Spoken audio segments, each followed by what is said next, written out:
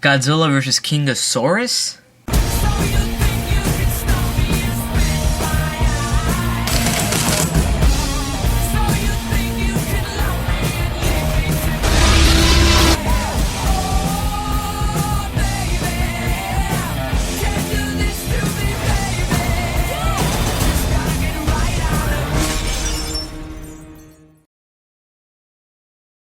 What is up, guys? It's Godzilla621, and I am doing another Psycho review on a pretty good fan film I saw last night. It's by Kingzilla25. Before you watch this, subscribe to Kingzilla25. I'll put the link in the description. And yeah, let's get right into this. The movie starts out introducing Godzilla underwater, going to up. It had some cool opening credits. I like the set with the water. He used this kind of mossy kind of vegetation He's using the Bandai, I think, 1954 by Japan. Really good figure. I think I recommend it to any 1954 film. One thing I really like from the start is that he's using a monster that's not really known. That's the thing I like about these types of fan films, is that they take a monster, like I did with Jiger, a monster that it was common for those fans for that series, but wasn't common with the rest of the kaiju fans.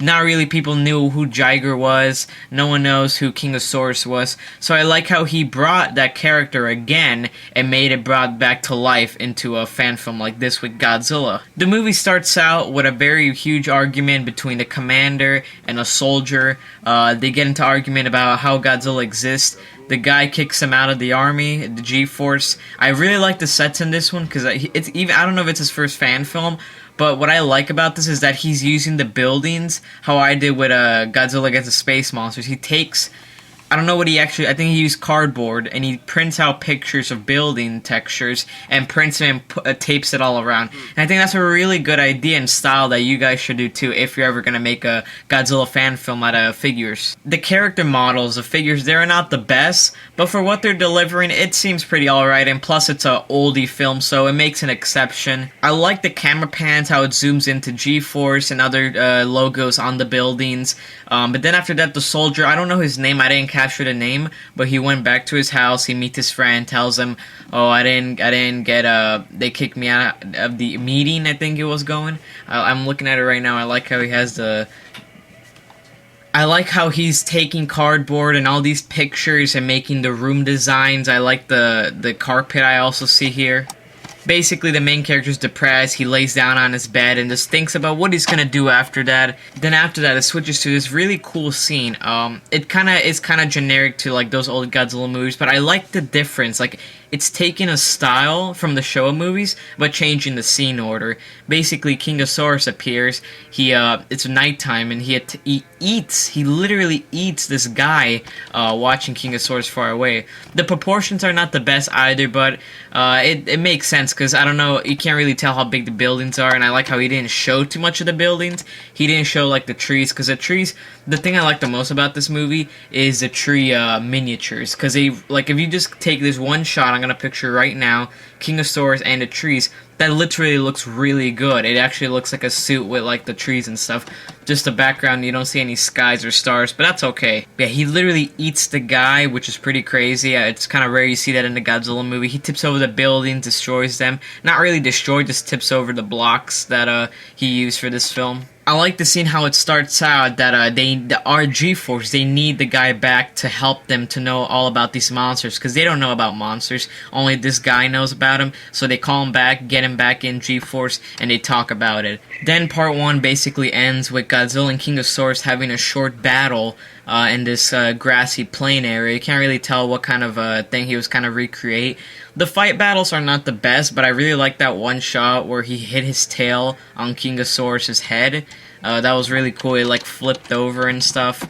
Then it basically ends, but I think Kingsaurus escapes. I think he goes underground, I'm not really sure. But now let's move on to part 2. Part 2 basically starts with Godzilla and Kingsaurus. The army people don't know what to do. They think about what they really gotta do. I like the logos. I like how he printed out pictures of the Godzilla design in Japanese and he put it on the buildings. I really like that. I like how Kingsaurus just gets in there and then he starts to fight Godzilla. It's actually so it's not that good of a fight, but I really like how he took the camera shots. Some of them are very low, like the 1954 film. They're not like very high aerial shots all the time. You really got to see some mid shots and bottom shots of like you see like their like heads colliding. And probably one of my favorite parts of the film is when they literally fight outside in a very on Mount Fuji, and I like how he uses realism because I feel like Godzilla fan films turn out better when they're out in the real world, not in some set built inside of a home. Because you get natural lighting, you got the sky, plus you got real materials like dirt and stuff like that. I like the rocks. I don't know where he filmed this at, but my favorite shot of the whole movie is right here where Kingsaurus just gets thrown, and there's all this dust flying everywhere, and like it looks really good. That one shot, it almost looked like a real like kaiju film, like the way the dust is spreading around the monster, how he kicked him. Then basically it switches back to the city, and the people they don't have a huge role. I feel like the characters only had a role of him knowing what the monsters do and how he gets back in the army. I feel like after that it's just a fight. It's about the monsters. And then I really like how there's effects in this one where there's a huge hole in the ground and it literally pushes, the buildings push Godzilla into the hole.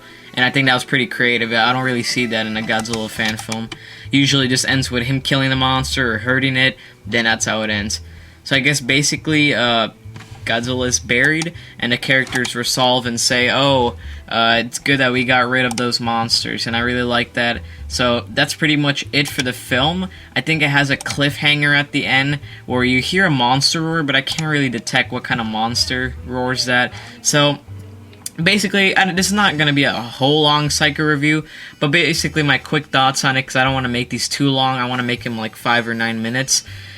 Really good film.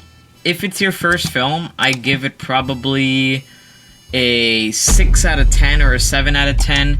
And the thing I like about this one that stands out, it's not just them fighting in just some cardboard buildings inside of a room. I think the thing that really made it is that they fought outside in like this gravel mountainous area. And it's really nice because it's not just you see the dirt and then you see buildings in the background and huge trees. He actually put the camera, even if it's some aerial shots, he did it well. He put it down and just straight up film from the bottom and filmed the dirt flying and everything, so I really like that. The soundtrack was alright, it's just taken from the old movies, and it makes sense, we all do that for our Godzilla films. This is one of my first Godzilla fan films where I actually watched the whole thing, because I'm like, I just gotta take my time and actually watch this, and it was actually pretty good. It wasn't extremely like I was on my seat the whole time, but since it takes a 1954, and plus he got black and white, which is really good, because it kind of makes it feel very different. They both look black and white, the trees look black and white. I just like how it just looks. Like just imagine this Toho scene, like with suits and stuff, where just in the nighttime, Kingsaurus just eats the guy and then that's it. I think I really like that. The trees, the miniatures were probably one of the best parts in this one. The trees, the handmade buildings. The characters weren't that interesting, but I feel like they don't have a big purpose. And from what they showed, it was alright. So I think I like this film.